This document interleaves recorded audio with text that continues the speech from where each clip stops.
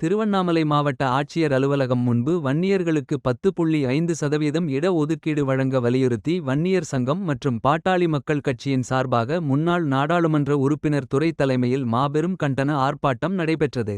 ஆர்ப்பாட்டத்தின் போது ஜாதிவாரி கணக்கெடுப்பு நடத்தி அனைத்து ஜாதியினருக்கும் இட ஒதுக்கீடு பெறவும் இடைக்கால தீர்வாக வன்னியர்களுக்கு 10.5 இட ஒதுக்கீடு வேண்டுமென தமிழக அரசை வலியுறுத்தி வன்னியர் சங்கம் மற்றும் பாமகவினர் கண்டன கோஷங்களை எழுப்பி ஆர்ப்பாட்டத்தில் ஈடுபட்டனர்.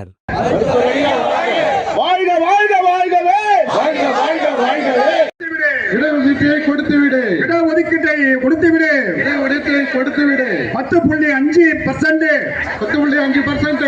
ஒதுக்கீடு கேட்டு போராட்டம் ஒதுக்கீடு கேட்டு போராட்டம் கல்வி வேலை வாய்ப்புகளில்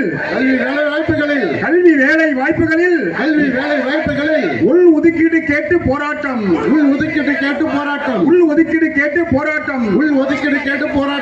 சமூக நீதி பேசும் தமிழ்நாட்டிலே சமூக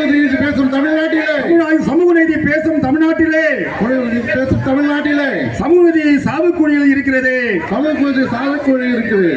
இந்த ஆவணம் நீங்கள் தானா? இடஒதுக்கீடு கேட்டு போராடுகிறோம். இடஒதுக்கீடு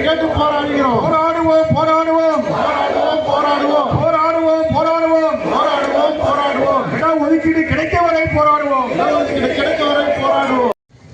போராட்டம்